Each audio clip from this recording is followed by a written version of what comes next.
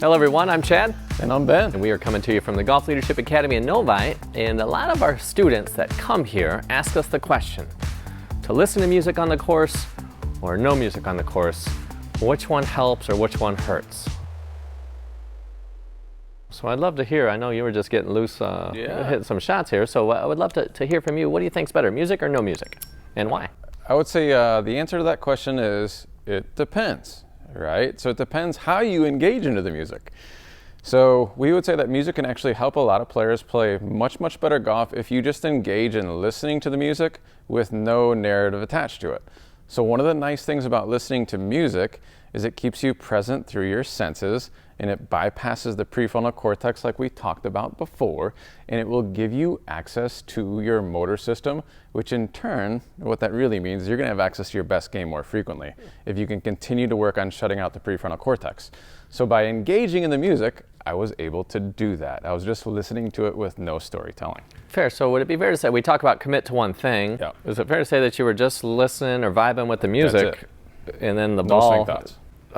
So as a way to distract you. Yep, it's like a beta blocker. That's amazing. So I know that it helps me. So a lot of us, let's say that you don't like music on the course, that's fine. Having said that, we see a lot of people, like if there's somebody over in the other fairway, it bothers them and they start trying, like they fight it. And then back to the conflict. Yeah. There's too much conflict because they're more concerned and getting irritated or angry about the music than just flowing with it. Yeah, just let it in. Let it in. So rather than try to keep it out, let it in. So I know for me personally, when I have the music, it really helps my swinging rhythm. So I really engage with the song from a rhythm or a dancing perspective. Oh, yeah. And that helps. So you're hearing the music, I might be vibing or feeling the dancing, if you will, Yep. right? So it helps some people. Other people, it doesn't help. If it doesn't help you, see what happens if, one, you can get them to change the music to something you do like. and let it in, go with it versus trying to fight it. So the more you try to fight it, the more conflict is present. That's not going to help anybody. Absolutely. I think the same actually is said for, like, if people get annoyed, like they hear voices, right, or somebody's talking while they're walking into a shot too. I know it's not music, but a lot of people get really upset with that.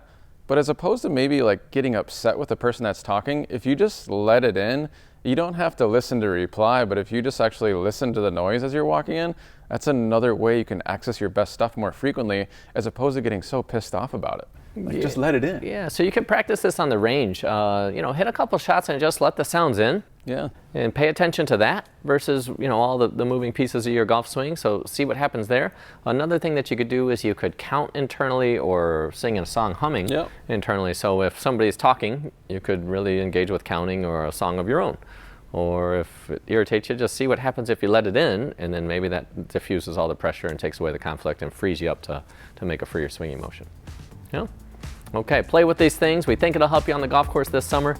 We thank you for joining us, and we'll look forward to seeing you next time.